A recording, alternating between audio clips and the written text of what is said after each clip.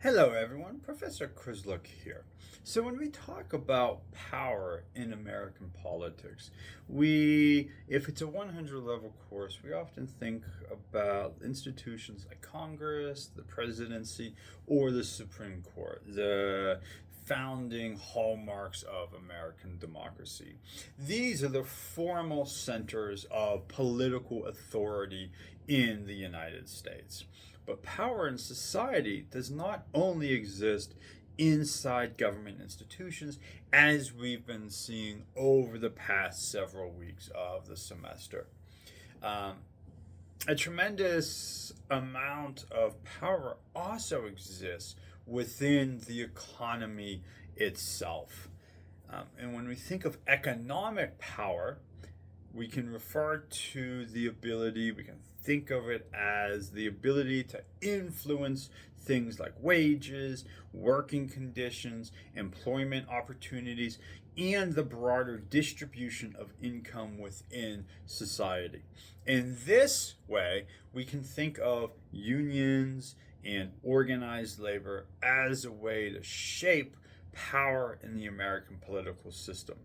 So, in most capitalist economies, that power tends to be concentrated among corporations, investors, and employers. They control capital, they make investment decisions, and they ultimately determine hiring and employment conditions. But workers are not entirely powerless within this system. One of the most important ways, or at least relevant ways, workers have historically attempted to balance that power, balance that economic power, is through labor unions. And that's what our reading this week tried to get at, that workers in a capitalist system still have some sway, still absolutely have power in an economic system like ours. So, in this video, I want to walk through an important debate in American political economy, and that is the role that labor unions play in shaping both economic outcomes and political power within the United States. So, some scholars have argued that unions are essential institutions for protecting workers, reducing inequality, and strengthening democracy. Others argue that unions distort labor markets and reduce economic efficiency. So, understanding this debate helps us answer a larger question that this week really wanted to touch on, and that political scientists oftentimes ask, and that we've brought up over and over. Who actually holds power in the American system? And here, who holds power in the American economy? So, to begin with, we should think of a basic definition. I know we laid it out in class, but it's worth thinking about and revisiting. So, a labor union is a collective organization of workers who come together to represent their shared interest. As we talked about it, it's a unified voice. It's a voice that that in theory has more power than individuals speaking on their own. So instead of negotiating with employers individually, workers organize collectively so they can negotiate as a group. This process is known as collective bargaining. Through collective bargaining, unions negotiate with employers over wages, benefits, workplace safety, working hours, and job security. The idea behind collective bargaining is fairly simple. An individual worker negotiating alone has very little leverage against a large employer. Remember, we talked about it in class, one person negotiating versus the whole class negotiating. But when workers negotiate collectively, their bargaining power increases dramatically. So, in this sense, unions function as economic institutions designed to rebalance the power relationship between workers and employers. However, unions are not only economic organizations, they also function as political actors. Labor unions lobby for legislation, support political candidates, mobilize voters, and advocate for public policies that they believe benefit workers in their industry. Because of this dual role, unions operate really in two arenas at the same time: the workplace and the political system. This is why labor unions are frequently studied not only by economists, but also by political scientists who are interested in understanding how power is distributed within democratic societies. So, to understand the role of unions today, it helps to look briefly at the historical development within the United States. So during the early 20th century, workers in the United States had very limited power in labor markets. Employers largely controlled wages, working hours, and workplace safety conditions. Labor protections were weak, and many industries were characterized by long hours, dangerous workplaces, and unstable employment. So labor unions emerged during this period as a countervailing force to corporate power. Workers began organizing collectively in industries such as steel, mining, railroads, and manufacturing.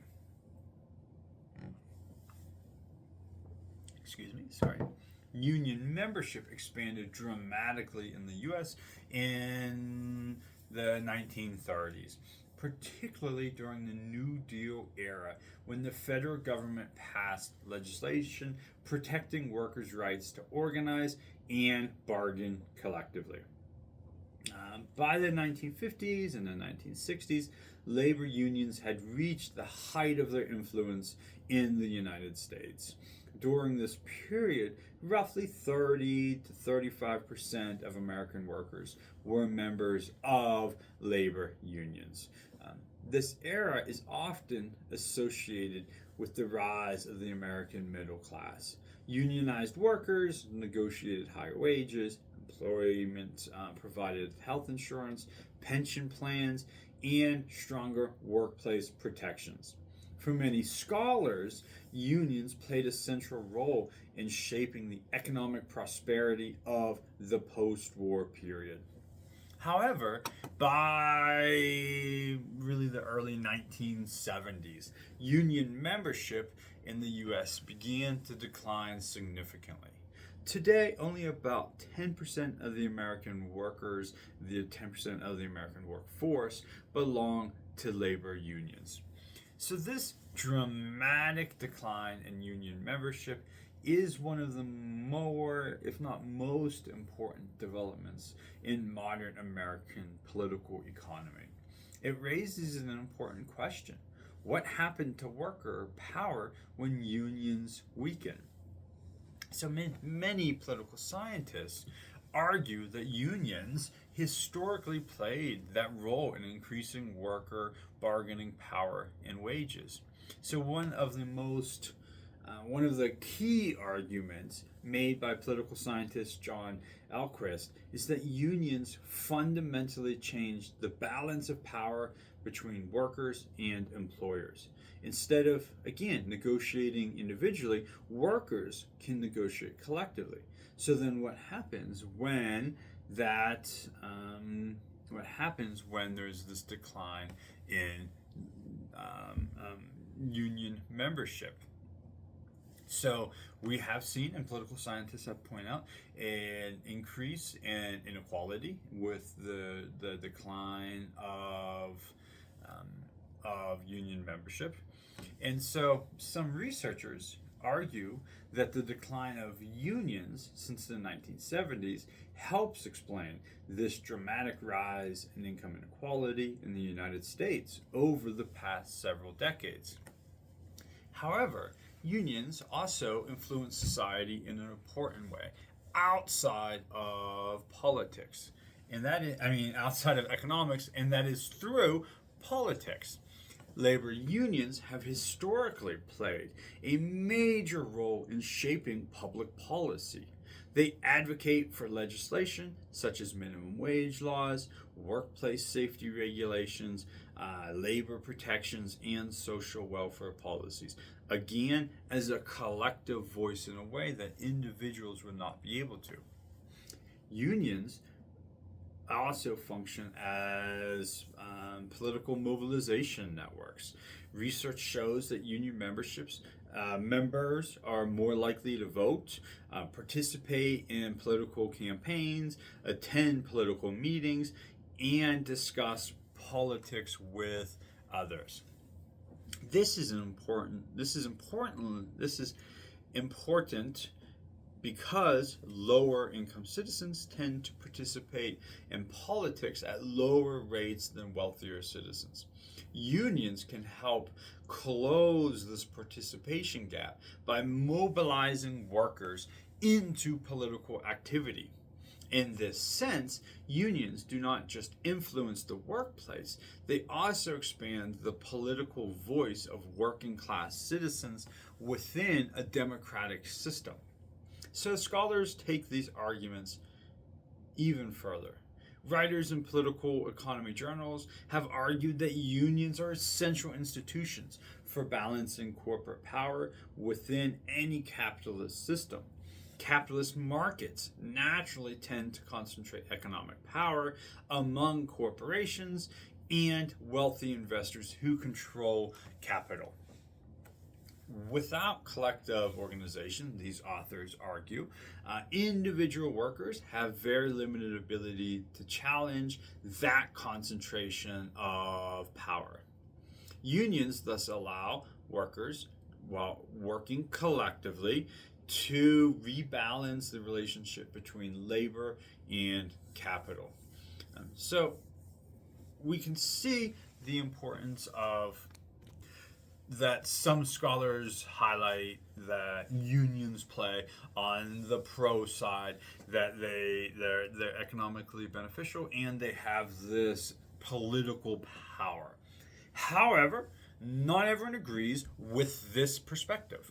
Many economists and critics of organized labor argue that unions have negative consequences for economic efficiency. Critics argue that unions can raise labor costs for businesses, reduce economic flexibility, discourage hiring, and sometimes protect underperforming workers from being replaced with workers that would be better for the firm. So from this perspective, unions distort labor markets by pushing wages above what market forces would normally produce. Some critics also argue that unions can make companies less competitive in the global economy, particularly when businesses compete with firms located in countries with low or at least lower labor costs. So this debate between economic equality and economic efficiency has been central to discussions of labor unions for decades. So interestingly, despite the long-term decline in union membership, public support for unions in the United States has recently reached some of the highest levels in decades. So recent public surveys have shown a growing support for unions, particularly among younger Americans. So when we think of why, several factors appear to drive this trend. Economic inequality has increased significantly in recent decades. Many workers face declining job security or newer forms of employment, like we talked about in class, particularly in the gig economy, which these jobs oftentimes lack the traditional workplace protections that once existed in the labor market. So as a result, we have seen a new wave of labor organizing campaigns across a variety of industries. For example, like the example we used in class, workers at Starbucks have launched unionization drives across the country. Employees at Amazon warehouses have attempted to unionize. Workers in the entertainment industry, including writers and actors in Hollywood, have engaged in some pretty high profile and widely reported on strikes. The United Auto Workers have organized major strikes in the automobile industry. So these developments suggest that labor activism in the United States may be entering a new phase. However, there are still significant structural barriers that limit the growth of unions today. The modern economy includes a lot of gig economy, widespread subcontracting arrangements, and temporary employment structures that make traditional union organizing more difficult. So in addition, legal restrictions on union organizing and employer anti-union strategies often make it challenging for workers to successfully form unions. So beyond these structural barriers, the future of labor unions in the United States remains uncertain. Ultimately, the debate over unions reflects a larger debate about the distribution of power in American society. Supporters of unions argue that organized labor helps reduce inequality and strengthen democracy because it gives workers a stronger voice in politics and the economy. Critics argue that unions can distort labor markets, reduce economic efficiency, and again, limit competitiveness. So at its core, the debate raises a fundamental question about American political economy. Who should hold economic power in a society? Should power primarily rest with corporations, investors, and employers, or should workers organize collectively to shape economic outcomes and shape public policy? So as union membership declines but public support rises, the role of organized labor in American politics remains one of the most important but yet unresolved questions in modern political economy, and thus worth thinking about in a Power in America course. Okay, awesome. Thank you.